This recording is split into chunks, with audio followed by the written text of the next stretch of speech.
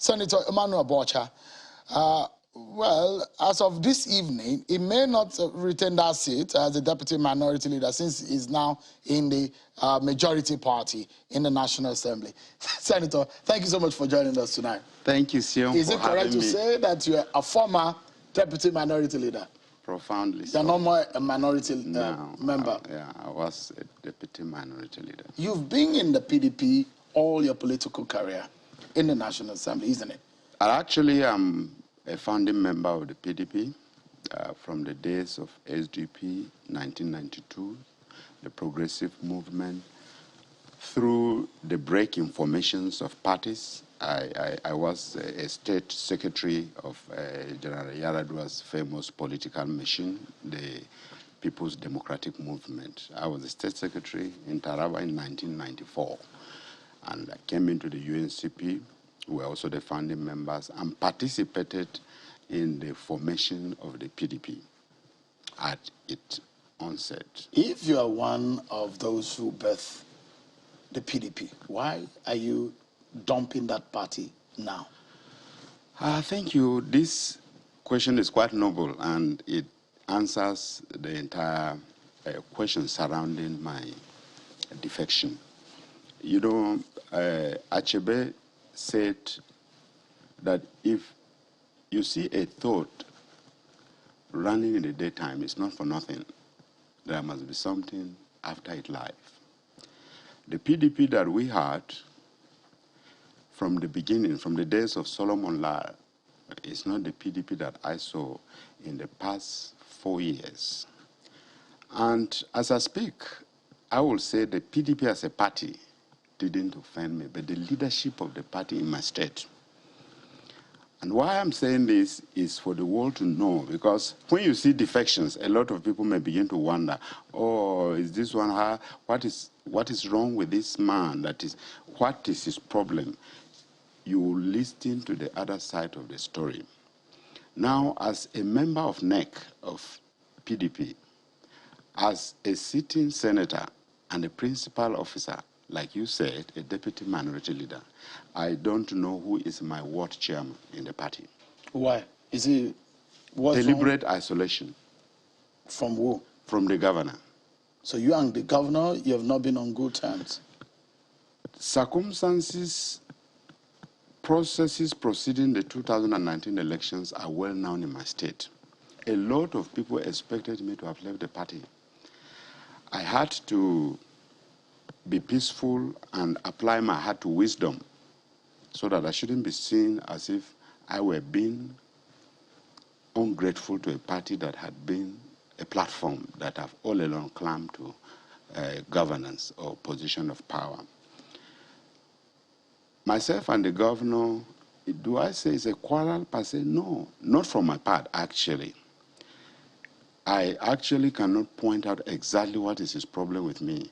But if I want to launch a project like the normal constituency project we do, if you're in public office, as in serving in the state government, you are barred from attending such functions. And most of the time... How long has this been happening? Shortly before the 2019 election. He came on 2015, we worked together. Suddenly this hate came in. Probably, I don't know, sometimes I try to speak to him about issues that should be handled in the way and manner that our people will be happy. And quite a couple of times people have said, I should not be too straight, that people in power don't like it. Well, as a believer, I think the best thing is to speak straight to a leader with due respect, in a courteous manner. I've done all this, and I've discovered it has always earned me hate. So, from the governor? From the governor. And you've had this conversation with him, you've asked him, why is this kind of hate coming? I have tried to see him. At a point, he shut his doors to me. Have you spoken to any of the leaders of the party at the national level? For example, Senator Ayu. I met Senator Ayu when he came. I am talking even of Secondus, when Secondus was there. Secondus is very familiar with the problem. He didn't help matters. I am sorry to say this. He contributed because he was not assertive. Now, remember, every politics is local. If the environment is not conducive, if there is no latitude for you to operate, you have a right to choose an alternative latitude or platform where you can operate freely. Because I have been in this party, like I said, I have been a very loyal party member. When the governor came, we put heads together to work for him to ensure that he wins. And this sudden hate, where it came from, I cannot decipher. But I didn't want to be seen joining issues with him because it's against our tradition. He is like an older brother to me. In the part of this country where I come from, we don't disrespect elders. So could this be linked to your governorship ambition? Well, I have not made public declaration about being the governor. Well, there has been innuendos, insinuations. People have also, been putting pressure on me to run for governorship. And I overheard somebody say that the only condition for me to sit with him is if I would drop my gubernatorial ambition. I said, well, I have not even made public declaration. If he wants me to sit, we talk peace, fine, I'm prepared for it. But tying it up to a condition makes it look ridiculous because power is given by God, not man. So, I mean, this could, in essence, we could deduce that this is about your ambition for your supposed governorship ambition for 2023. I think it's beyond that because before the 2019 elections, the talks of governorship, gubernatorial ambition had not been on the table. It was about my coming to the Senate. And everybody around my environment knows that the governor did everything possible to ensure that I didn't come to the Senate. This is a common knowledge in the state and in my senatorial district. Of course, as a politician, you understand a leader's body language. If your commissioner of finance comes to run election with me, contest with me in the primary election, and loses the election and goes back, you readmit him. And then you finance another person in another party to contest against me. Do I need a prophet to tell me that? So all these allegations? These are things that happen that is known to major key players in the state. And you are very aggrieved about it and you bottled it up to this moment? I thought it was all gone. But I realized that I needed a breathing space. Yes. And you imagine that the APC is a good vehicle for you to win an election in 2023? Well, it's not about winning election. It's about having an atmosphere where you can operate freely as a politician, where you are not being persecuted, where you are given a latitude to operate, a free playing ground. You understand what I mean? It mustn't be contesting election all the time. So this is not about your people. I mean, you don't have any problem with your people. My people, your problem let me is tell with you, your let governor. me tell you, Seun, my people who voted me here had wanted for long for me to leave the PDP because the persecution was so apparent, was so glaring, was so manifest. So I had to stomach this because I needed not to behave as if I were being ambitious. So this is not about whether the party is divided or your people don't want you. My people, it's about you and Governor Ishaku. That is true. That is what is happening. That is true. My people are not in support of such persecution. They see me going through persecution that they felt it was unnecessary for me. Okay. So, but Senator, I mean, because you're a lawmaker, yes. Let me draw your mind to what the law says. I mean, you know what the law says about defection, Section 68. I know. I'm going to come to that. I know about it. If there's now, from the story I've told you, listen to me. From the story I've told you, don't you deduce that there is a division in the party? I just asked you, just a moment, Senator. Listen, I understand. Just a moment. I asked you, I said, this is not about the division in your party. You said, no. No. You said, it's about you and the governor. Let me come about that. The division between me and the governor has given birth to the situation we have at hand. If I told you earlier on that as a sitting member of the Senate, I don't know who is my ward chairman. Is that correct? Did I say that? You said so. Yes, I said so. So if I don't know who is my ward chairman and a member of NEC, And you want me to believe in any leadership that came out of a Congress that I was not part of. Is that not division, or is there another name for it? But that is something you have to prove to the court. Absolutely. And you are not afraid of a possibility of you losing your seat, because the section 68 is very clear that when a lawmaker defects or leaves his political party that gives him or her a seat, if there is it has to be vacated. position. There is a proviso that if there is a clear, sharp division in the political party, but this is not about your party that has a crisis. It's about your own problem with the governor. It's a personal issue. No, it's a crisis between me and the party at the level of the state. I am in disagreement with the... Listen, the governor is not a party. No, the governor is an individual. The governor is the leader of the party in the state. But he's not part of the structure of the party. No. Listen to me. The governor is the leader of the party in the state. If the governor says... Ideologically, Senator. Yes. Structurally, the governor is not part of the structure of the party. The governor is a governor, a political leader, but not an administrative leader of the party. Listen to me, Sheon. I understand where you are going. There is nowhere in this state where the governor is not the leader of the party. And mostly the governor chooses his cronies to serve as leaders in the party. And if he goes to choose such cronies, they are the people that will act as his man Friday. And what he wants is what they're going to do. That is where, if you are going to stay in an environment where you will not survive, if you remain there, you are doing it at your own peril. And I will not be part of such danger. I will not endanger my political future in an environment wherein I am not guaranteed a clear future. So let's look at it. Yes.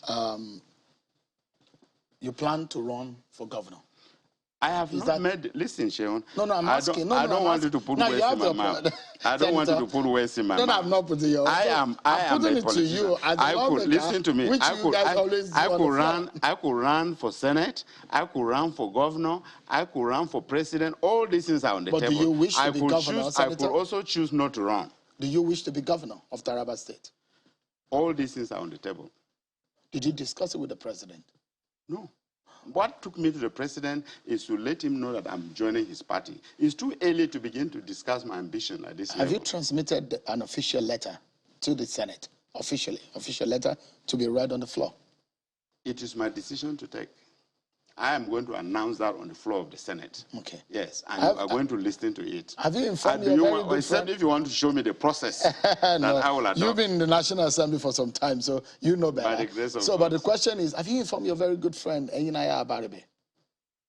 Eyinaya Abaribe has acted on this matter, tried to intervene for a long time without any result.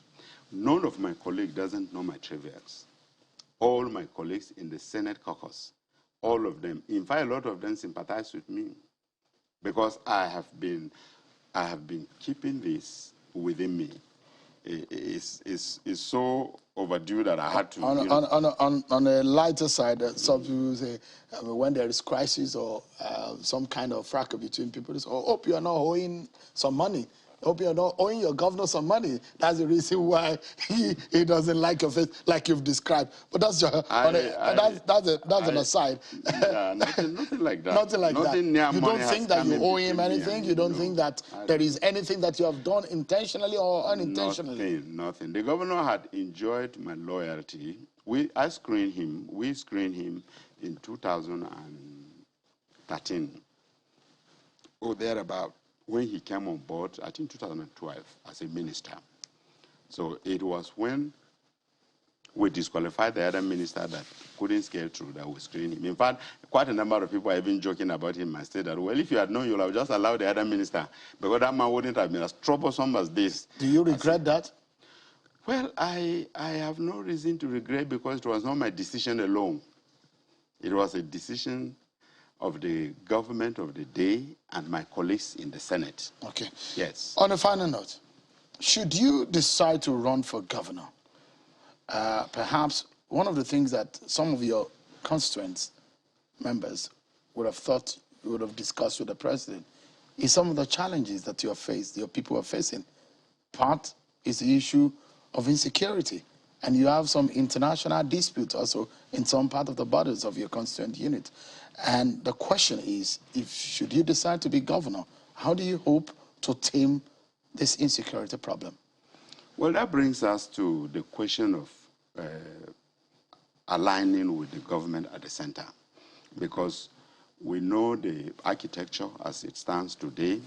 You need a synergy, a workable synergy, effective synergy with the military, with the police. Largely the military that are supposed to protect our territorial integrity. That synergy can only work if you have a leader that is proactive, if you have a leader that is up and doing. It is in this process that you will be able to check such occurrence of attacks left, right, and center. So what we're seeing today is something that could be handled at the initiative of leaders who are in the corridor. Not necessarily, when we heap blames on one individual, governance doesn't really work like that. It's a tripartite thing, kind of a thing. All right. Yes. Senator, we're closing now. As a minority leader in the Senate, you were one of those who strongly criticized the APC government. It's interesting now that you have now joined them. Anything has changed? Well, in instances of criticism, as an opposition, you are expected to be critical of government of the day. And remember, I told you that every politics is local. Are you following? I could have joined any other party. What about the politics of ideology? Listen to me now. Tell me which political party. Tell me now. Has anything changed? Tell me which political party in Nigeria. This is what all of us are in agreement with, that no political party is premised on a strong ideological foundation. Not even the APC you have just joined. Listen to me. You find that the same people you see in PDP are the same you see in APC. They cross all over and about. Are you following? This is a common denominator. So what we are trying to build as a nation is a political party that will stand the test of time, abiding by ideological principles. All right. Now, if that is lacking, it makes it, and I'm speaking as somebody who has never changed political party. The reason, and I will tell you why I choose the APC, there are two projects in my senatorial district that has gladdened the people's heart. The bridge across River Ibi, which had been awarded by the president, which is a problem that had been lingering on since the colonial days. Right from the days of Sadona, our people had wished that that bridge had been constructed. Yeah, we need to go. And then the Kashimbila Dam. Right. These two projects encouraged my people to give me that backing to change that. If you are changing political party, go to APC so that they can finish. Senator, we need to go. Yeah. But nothing is changing your mind to go back to the PDP anytime soon? No. I told you that the PDP as a national party, I have no quarrel with the PDP. I am quarreling with the PDP at my state because it's fashionalized. If something changes in Taraba State, you could go back to the PDP. What will change there? The governor will soon go. He will soon finish his 2 terms. Well, it's left for the people to decide. Senator Emmanuel Bwacha, now former deputy minority leader. Now a floor member, isn't it? Yes. A floor member. A floor ranking member. Ranking member. Thank you so much. A backbencher. Thank you so much for coming. Thank you very much.